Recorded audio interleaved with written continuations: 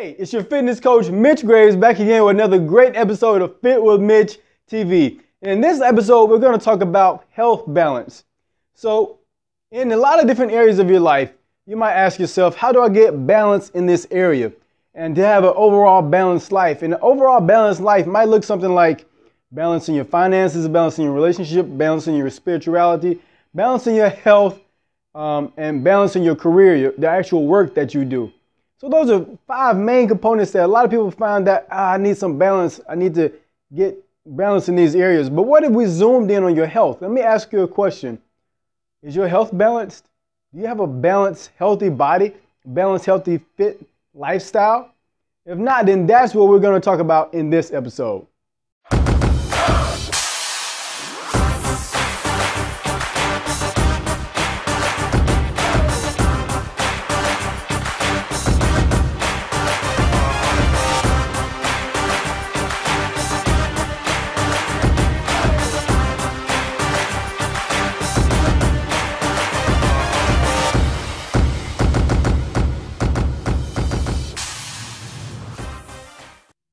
So here's my big promise to you. If you implement these strategies that I'm about to give you in this episode, you're going to have a more fulfilling, more healthily balanced health lifestyle that you actually enjoy. You're going to feel, look, and be certain that you're in a healthier place and that your body is going in the direction that you want it to go into.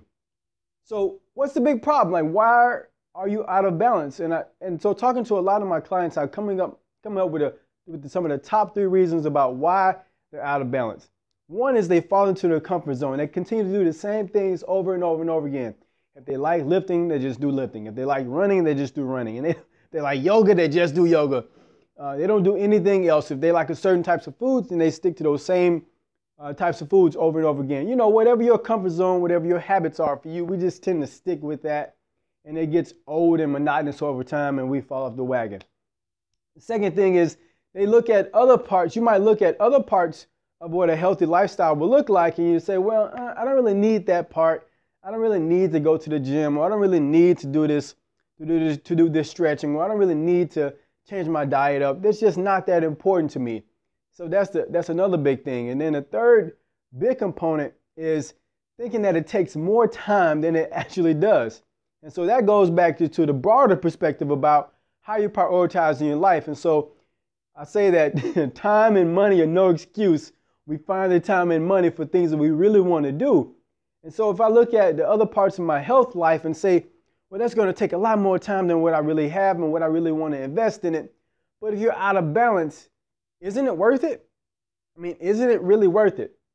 So that's my big promise, and that's the big problem. So now we're going to go on to what the solution really is and how you can truly have a healthy, balanced lifestyle. Right now you might be asking me, Mitch, okay, I understand the whole idea and the need for having my health life balanced.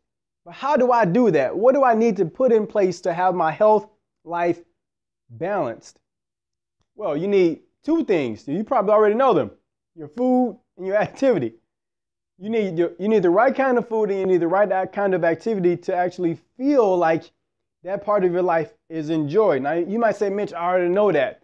But here's some things that you might not know about how to successfully implement those things.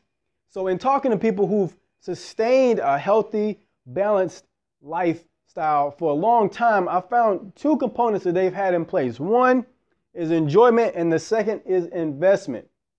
They enjoy what they do and they look at what they do as an investment in themselves and in others. And so when you're only motivated by pain, it is, I got to lose this weight. I don't like feeling like this, or I've got to outrun my genetics, or I've got to outrun diabetes or some other bad health diagnosis. If you're only motivated by pain for so long, you can only do it for so long before you begin to succumb and quit. You have to be motivated both by pain and toward pleasure. See, we're motivated by 2 things, pain or pleasure. And so motivated away from the pain, that is the bad diagnosis, the diabetes and all of that kind of stuff, and toward pleasure, that is the feeling of success and accomplishment, discipline that you can get out of doing the things that you really enjoy. So you have to move toward enjoyment. And the second thing is investment. It's how you look at what you do. Looking at your activity and your food as investments in your body. You're looking at those things as opportunities and not obligations. You're looking at those things as I get to versus I have to. And so you're looking at those things as investments in who you are and who you're going to be in the long run. Once you have those two things in place, that's when your health balance is going to start clicking in place. And so the rest of this episode is going to talk about the strategies that you need to actually enjoy and look at it like an investment. All right, so here are some strategies to increase the enjoyment of what activity that you're already doing. And first of all, I listed a bunch here. You don't have to implement all of these, but put in a few that are going to be applied to you. Put in a few that are really important to you, that are going to move the ball, move the needle for you, right? And so let's look at a couple components of enjoyment. What can you do to actually increase the enjoyment of your activity? So first of all is your social. You can add a social component, whether it's your friends or your family. You can add some type of social component, variety. Look for a variety of things to do, whether it's the yoga, whether it's the classes, whether it's the, doing something different.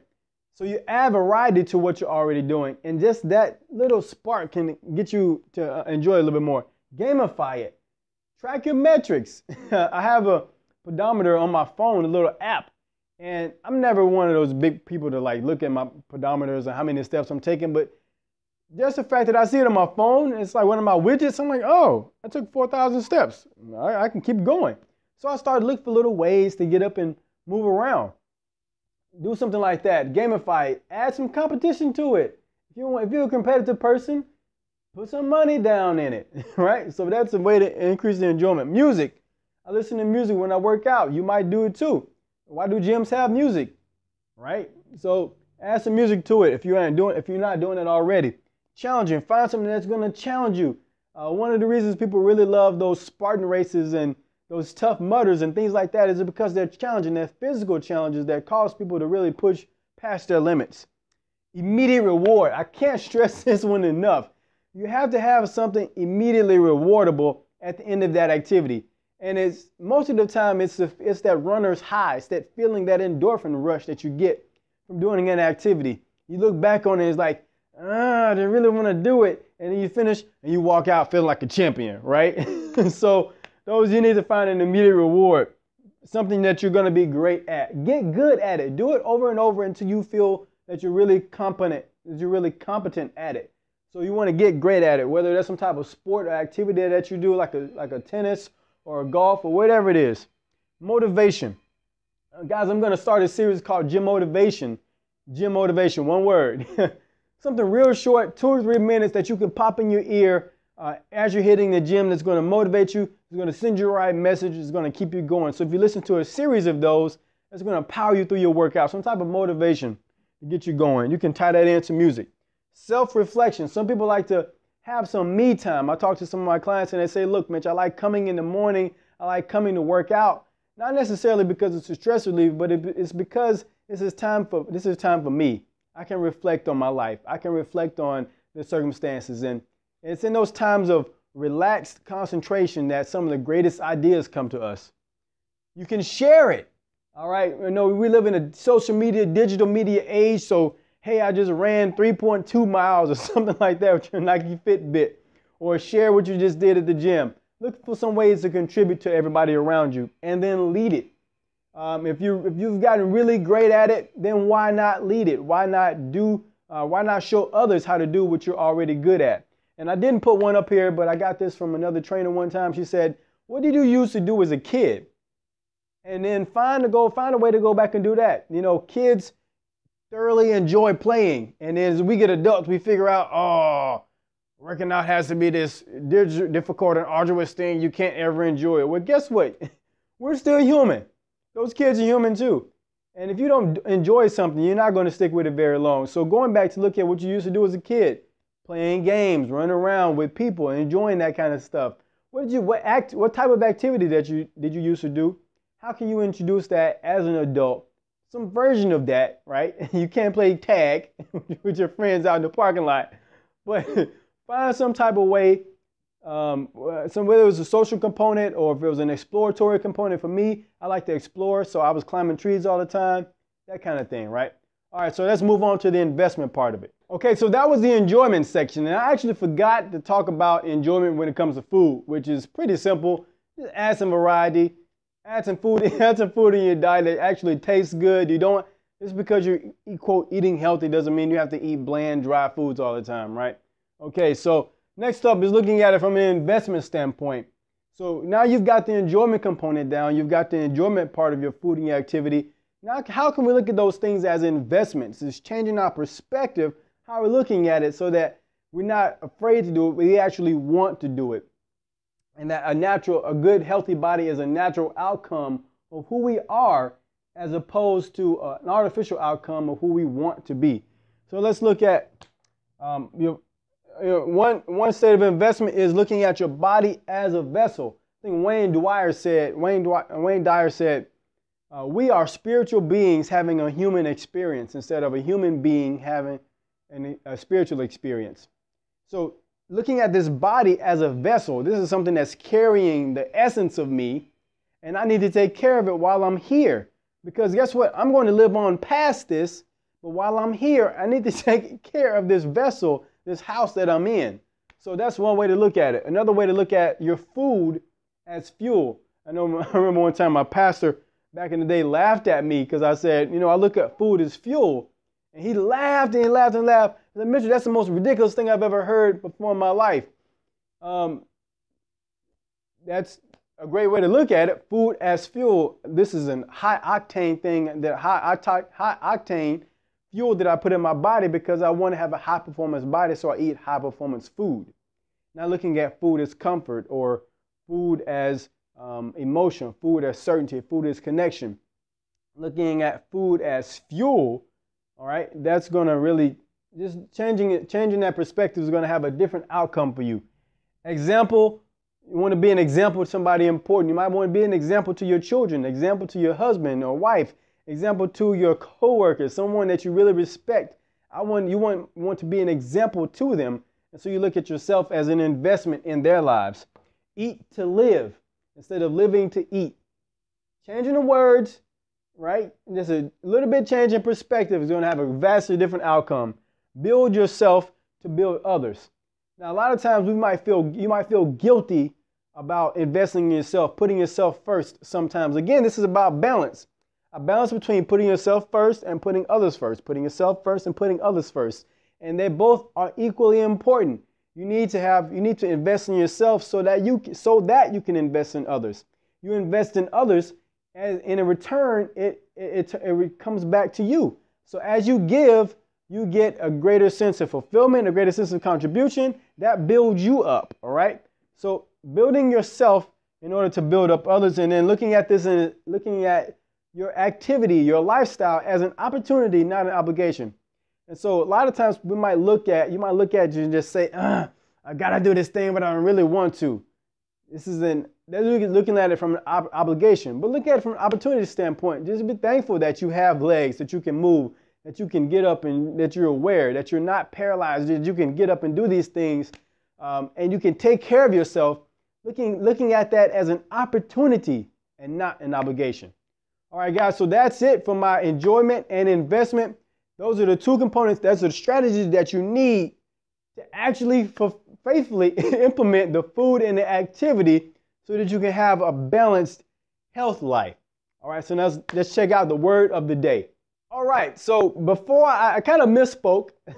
So before I get to the word of the day, I'm going to ask you some questions. And so the questions are going to pop up across the bottom of the screen.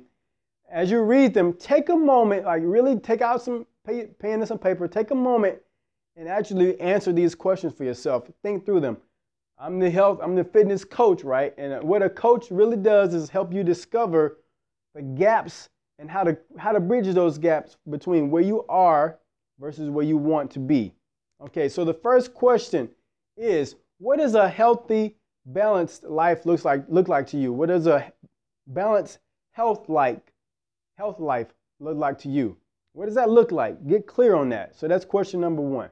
Okay, question number two, what's causing you to be off balance? So after you've gotten clear on what a healthy, a balanced health life looks like for you, you're asking yourself now, okay, it looks like this, it feels like this, tastes like this. What's causing you to be off balance? So what is it? The stress? Is it the job? Is it the time? Is it the kids? Is it the spouse? What's causing you to be off balance? Now, a second question beyond that is, what do you have control over? You see, so things can be causing you to be off balance that you don't have control over. That's going to be another episode on stress, on worry, or how to worry less. But what can you control? Question number 3. Out of everything that you just named out, what's the biggest contributor? What's the biggest contributor to causing you to be off balance? So if you named off 5 or 6 different things, what's the 800-pound gorilla? And if you attack that one, if you got that one under control, you will get your sense of balance back. Number 4, how can you add enjoyment and investment into that biggest contributor? How can you change your perspective in terms of looking at what you need to do to get that as an investment? And how can you add enjoyment to that so that you stay on that path? And finally, number 5, what do you need to do right now to take action on that? What do you need to do right now to take action on that biggest contributor, to add the enjoyment, to add the investment? What do you need to do right now? So guys, like I said before, take a second to actually pause the video after each one of these questions. Go back if you didn't do it. Write it down. Write down your answers. It's going to help you get some clarity on where you are, where you want to be, and it's going to show you your next steps so that you can actually take action on this and get into that healthy lifestyle. So now we're going to move on to the word of the day. So the word of the day is new. New. Find a way to do something new today. So if you haven't gotten outside your comfort zone in a while, it's time to get out and do something new. Add some variety, add a way, add some friends, add some competition. Do whatever you need to do and make it new. He said, behold, I've made all things new. It's time to get out and do something new today, something new and different. It's time to be a new you. All right, guys, so that's Fit with Mitch TV, episode 10, how to have a balanced health life. All right. And so as always, remember to subscribe below if you haven't already. Leave a comment in this comment section below. And let your friends know. Let's start spreading the love on these episodes if they're helpful to you. All right, guys, until next time, remember to live, learn, grow, and glorify.